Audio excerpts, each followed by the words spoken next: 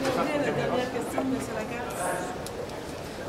Tout le long de mon allocution, j'ai dit que j'avais la volonté vraiment d'être partenaire dans le développement du secteur agricole et agroalimentaire au Québec. On va voir comme il y a des joueurs qui sont en place. M. Corbeil, vous avez parlé beaucoup de la financière agricole. Vous avez défendu finalement la gestion, le mode de fonctionnement et la direction qui est là. Est-ce que vous considérez que le PDG actuellement en place, dans la situation pour gérer les problèmes des producteurs? J'ai parlé de la financière, peut-être pas avec l'emphase et l'ampleur que vous en avez mentionné.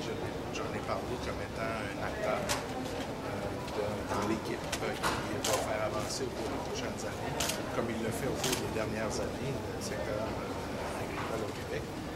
Je l'ai mentionné dans sa dimension non seulement de programme de soutien aux revenus, mais je l'ai mentionné aussi dans tout ce que c'est qui est le financement des projets des agriculteurs et agricultrices du Québec. Et quand on regarde l'ampleur du portefeuille à presque 4,5 milliards de dollars, on doit penser que c'est un joueur qui est important et qui prend des décisions qui concernent non seulement les producteurs et productrices, mais tout le développement du secteur biologique. Le lien de confiance est brisé entre les producteurs et la financière agricole. Ben, je pense que ce qu'on doit faire, c'est de rétablir ce lien de confiance-là. Et puis ça peut se faire par le concret, par des gestes, des démonstrations, puis des décisions comme celles qui ont été prises dernièrement. Tout ce qui a été fait cette année par la financière, c'est de répondre à un besoin identifié par la Fédération des producteurs de porc, notamment en ce qui concerne la liquidité, l'accès à des liquidités. Il y a eu plusieurs gestes qui ont été posés tout au cours de l'année dans ce sens-là. Le plus récent en date d'à peu près 2 semaines, où là, on a même dit on va regarder vos chiffres de l'année. Au lieu de les regarder en 2012, on est paré à les regarder aussitôt qu'ils seront produits. Puis on est paré à verser les sommes à travers les 3 programmes là, qui sont administrés par la France. Monsieur le ministre, vous avez mentionné que c'était mal vous connaître que de croire que la mesure du 25 allait continuer sans fin. Alors, est-ce que ça veut dire que ça va se terminer bientôt? Vous savez, le programme de 630 millions est dans une enveloppe de 5 ans. On a 3 années de couru sur cette enveloppe-là et on regarde évoluer les choses et on va s'adapter. Mon message aujourd'hui concerne l'adaptation aussi. J'ai même ouvert sur la fameuse modélisation. Est-ce qu'il y a lieu de faire différemment, de faire de la modulation maintenant, de regarder ça par production, mais aussi par région. Est-ce qu'il va y avoir une fin à la mesure du 25 Est-ce qu'elle va être retirée un jour?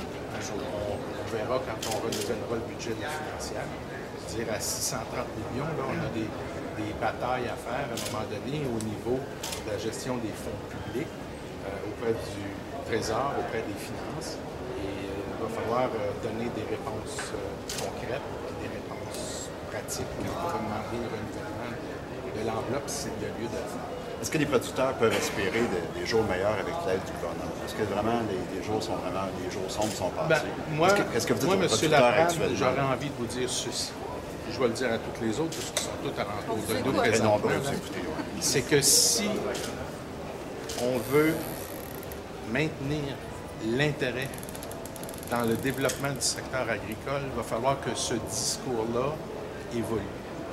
Parce que comme c'est là, la relève, on va l'effaroucher. Aujourd'hui, les jeunes qui vous suivent, même dans vos métiers à vous autres, là, ils sont moins nombreux. Ils ont le choix de faire ce qu'ils vont vouloir faire. Alors, si on terrorise la relève, elle ne sera pas au rendez-vous. Et je pense que, oui, il y a des situations qui méritent une attention particulière, mais les chiffres nous disent que le secteur bioalimentaire au Québec se développe bien, se compare bien à ce qui se fait ailleurs, ou même avantageusement à ce qui se fait ailleurs. Et je pense que ça, c'est la réalité. Dans mon discours tantôt, on a dépassé le cap du milliard de dollars. C'est en augmentation. Les fermes qui ont des difficultés financières à travers la stratégie de soutien à l'adaptation et dans le programme qu'on a, il y en a 1363 sur 30 000. On adopte, on maintient pour ces entreprises-là la formule collective, comme pour les autres, mais on a un programme adapté avec des mesures individuelles, des solutions ferme par ferme, du sur-mesure. Je pense qu'on est au bon endroit et que les deux moyens, et collectifs et individuels, vont donner des résultats et que le vent va tourner. Mais M. Qui Corbeil, terrorise c'est pas... les gens? Ben, c'est quand on dit ça va mal en agriculture, puis qu'on fait des front pages, puis qu'on dit que c'est la misère noire en agriculture. On ne parle pas des 95 d'agriculteurs qui vont bien. On parle des 5 c'est comme dans n'importe quoi, Mme Saint-Pierre, je vous apprends c'est Vous avez gagné. Alors, on parle toujours de ce qui va mal. Si je rouvre le journal, tous les journaux, Ça tous faute les des médias. journaux? Non, c'est la. On parle toujours juste de ce qui va mal. C'est plus accrocheur. Mais par contre, pour quelqu'un qui regarde ça, c'est pas tellement évident. Maintenant, et ça détonne tellement avec ce que j'ai vu sur le terrain. Toutes les entreprises que j'ai visitées, et j'en ai mentionné, j'en avais fait 50, ça a été un charme de visiter ces entreprises. Un plaisir. Les gens qui sont là n'ont jamais parlé de ce qui allait mal. Ils ont toujours parlé de ce qui faisait bien, de ce qui réussissait. Et ça, c'est encourageant, c'est motivant et c'est ça qu'il faut mettre en valeur et en évidence. Tantôt, j'ai mentionné la famille Berry à Saint-Stanislas. Il y en a des exemples partout. Mais M. Corbeil... Et ça, c'est encourageant. Qu'est-ce qu'on fait? On doit peut-être transmettre à travers ce que j'appellerais un processus d'échange des meilleures pratiques pour que les autres réussissent, parce qu'il n'y a pas de raison que dans le rang 6, à tel endroit, il y a 14 fermes qui réussissent et il y en a une qui a de la difficulté. Il faut aider cette ferme-là, puis il faut travailler à réunir les ingrédients pour qu'elle réussisse à performer. M. Corbeil, l'UPA a quand même sorti des chiffres sur le nombre de fermes qui avaient dû fermer leurs portes au cours des dernières années. C'est pas nécessairement des chiffres très réjouissants. Vous n'avez pas une vision un peu jovialiste?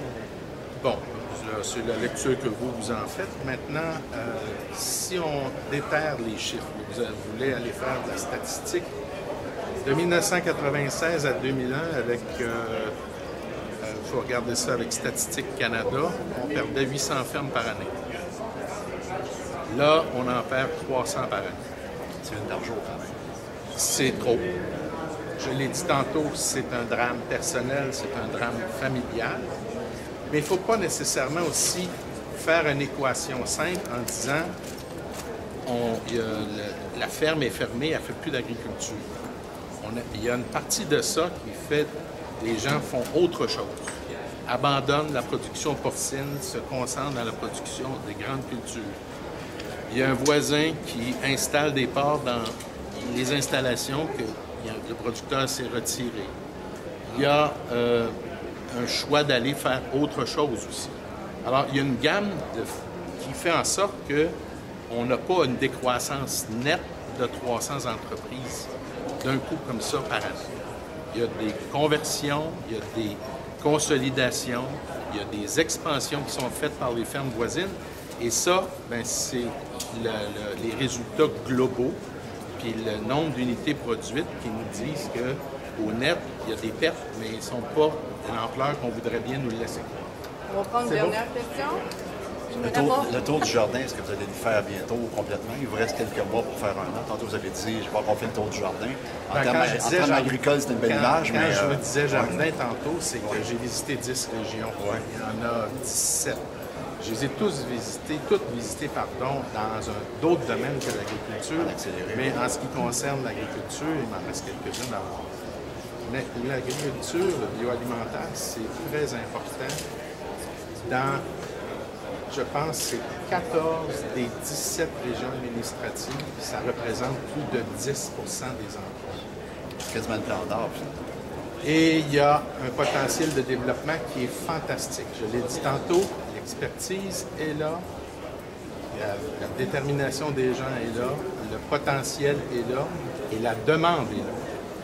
On est 7 milliards d'habitants sur cette planète. Tantôt, on va être 8, 9 milliards. On a encore de la place, on a encore du marché. Il y a encore de la bonne business à faire. Parlant de jardin, les producteurs maraîchers qui ont demandé de l'aide. Il y a eu une réunion il y a une semaine. Ils n'ont même pas encore transmis leur dossier à notre attention. je ne peux pas arriver avec une solution avant d'avoir le dossier. D'accord, merci. Juste une dernière, M. Corbeil, Merci. sur la question de la protection du territoire agricole, vous avez parlé de la relève, tout ça. L'UPA, en commission parlementaire, dans l'étude du projet de loi 14, la réforme de la loi sur les mines, on demandait à ce qu'on exclue totalement l'exploitation minière des territoires agricoles. Est-ce que vous avez la réponse à ce sujet-là, donc qui touche à la protection du territoire agricole? Ben, là, je viens d'une région minière. Ça va être le député d'Abitibi-Est qui va parler. Je peux vous dire que c'est rare que les mines sont sur des terres agricoles parce que Mais dans le sud du la Québec, formation c'est une réalité qui existe. les formations géologiques sont pas pareilles. C'est bien plus la chance d'avoir des mines en Abitibi qu'en Montérégie, fait que dormez tranquille. OK, merci. Merci aussi. Merci.